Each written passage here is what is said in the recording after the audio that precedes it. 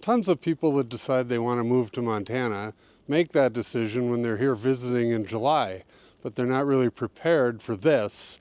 And if you're from a southern climate, this is something that a lot of people don't think about when they're moving up here, but it's something you should prepare for. As you can see, we get some nasty winters up here, and there's a ton of things you need to know before you survive your first winter here in Montana. One of the things you're definitely going to need to invest in is a snowblower, or at least a shovel, because we get tons of snow here. Behind me up on the ski resort, some winters they've gotten up to 400 inches up there, but down here in the valley we don't get that much. But if you got a place up kind of out of town up in the mountains, you're going to get a couple 100 inches of snow every year, and you're going to have to deal with it in order to get in and out of your driveway, house, whatever it may be. So a snowblower is a good investment. The other thing that I've talked about in some of my videos is the tires for your car. A lot of people up here use studded snow tires. You can either use just regular snow tires without studs or the studs. And as you can see here, some of these prices for studs, it gets kind of expensive, and you just use them during the winter because you don't, the law requires, I think it's from October 31st to May 31st, you're allowed to have studs on your tires here.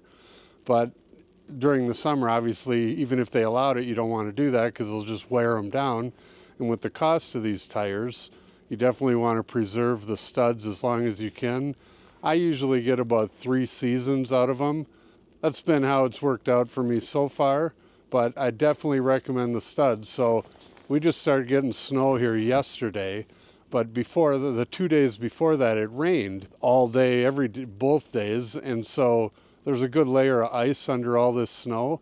So even though the snow, sometimes when it packs down, it can get a little sticky and it's not that slippery, but when you get a layer of ice under it, we just had a whole bunch of people slide off the road going up to the ski resort yesterday, and I'm imagining it's a whole bunch of people that this is their first winter and they're not really used to driving in these type of conditions. So another thing to keep in mind, you're going to have 2 sets of tires up here to get around in the winter. And speaking of access, a lot of people want to be out, and they want, you know, the Montana dream. They want 20 acres or more out in the woods with nobody around.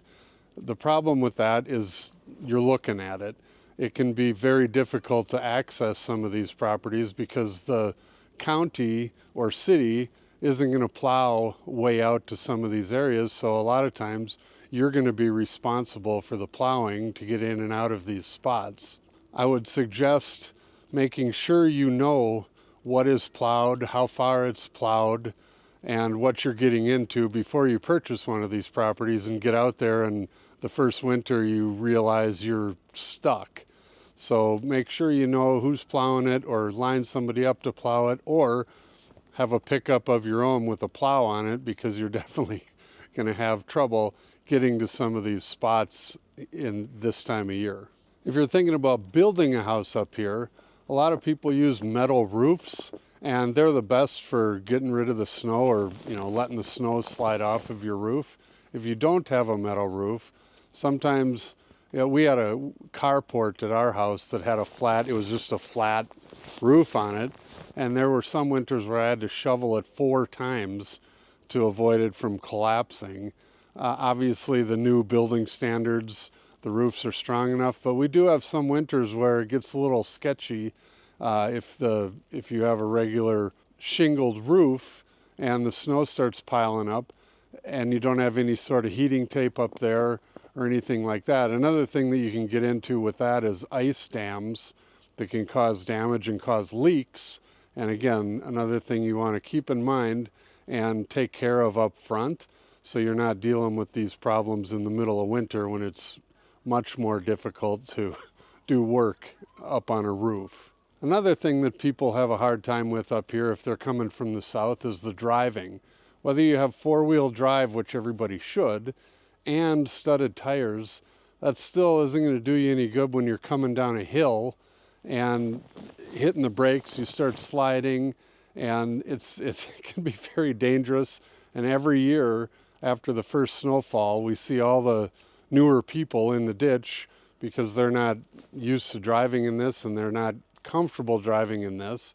And you just need to drive around town for a little bit and practice how it feels when you go around corners, because you're definitely going to fishtail. And again, even if you have the studs and four-wheel drive, it's not always going to keep you on the road. It's definitely going to help, and I would highly suggest having both of those things, but you still need to know how to drive in this. And the other thing that you should check out if you're traveling further than the grocery store is you can get on the road report, and I'll show you here. I've done a video on just this before, but Montana has a great website that shows, it has cameras, road cameras, and it tells you the conditions of all the roads. So if you're planning on, driving a couple hundred miles, whether you're going to Missoula, Bozeman, Billings, whatever it may be sure to check out this site. It shows exactly how the roads are, with the cameras, and it also has a detailed report in here and just shows how bad the roads are or how bad the roads are going to get. So again, I would highly recommend bookmarking this site on your computer or on your phone before you take off and go on a trip around here this time of year. And the other big thing you really need to be prepared for is the bitter cold. When it's snowing like this, it's usually not that cold. It's like right now, I think it's 28 degrees. So that isn't that bad. But when it isn't snowing and it clears up on this side of the state is when we get the bitter cold temperatures. And that's where you run into pipes freezing. So you want to be aware of the different pipes that may be along your outside wall. If it's newer construction, you're in good shape. But if you buy an older home like we have to open up the cabinets under the sink in our kitchen in the wintertime, or when it gets bitter cold like this, and put a space heater in front of it. And then we leave the water dripping all night just to keep the water running through the pipes, because it will definitely freeze up. Last winter, we had a spell of 20 to 30 below for about 5 days, and you couldn't find a plumber within 100 miles that wasn't backed up fixing frozen lines and broken lines. And in fact, it got so cold that our sewer line froze, and that was a whole mess and disaster in itself, but I'll leave that for another video. All I just want you to know is just be aware that these things can happen, and if it's your first winter here, be prepared for dealing with these type of situations. So everybody moving up to Montana always has this Hallmark Christmas card vision of what Montana is like in the winter, but they don't think about all the things that go along with this Christmas card. So I hope this helps, and I hope you keep everything in mind. And if you have any other questions, let me know. Thank you for watching our video. Please call, text, or email for more information. And don't forget to watch our other videos about Montana.